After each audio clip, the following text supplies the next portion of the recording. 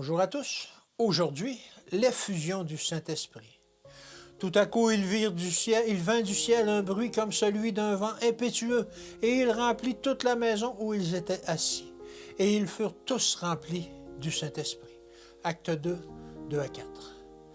L'Esprit descendit sur les disciples qui attendaient dans la prière, avec une si grande puissance qu'ils atteignaient le cœur de chacun.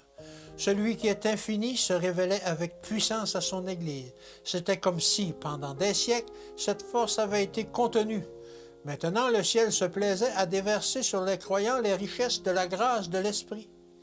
L'effusion de l'Esprit au jour des apôtres était la pluie de la première saison, dont le résultat fut glorieux, mais la pluie de l'arrière-saison sera encore beaucoup plus abondante. Ainsi, jusqu'à la fin des temps, la présence de l'Esprit demeurera dans la véritable Église, mais vers la fin de la moisson du monde, une effusion spéciale des grâces divines est promise à l'Église pour la préparer en vue de l'avènement du Fils de l'homme. Cette effusion de l'Esprit est comparée à la pluie de l'arrière-saison. C'est pour l'obtenir que les chrétiens doivent adresser leur requête au maître de la moisson et demander à l'Éternel la pluie du printemps. L'Éternel produira des éclairs et il vous enverra une abondante pluie. Seuls ceux qui renouvellent constamment leurs provisions de grâce obtiendront une puissance proportionnée à leurs besoins quotidiens et à leurs possibilités.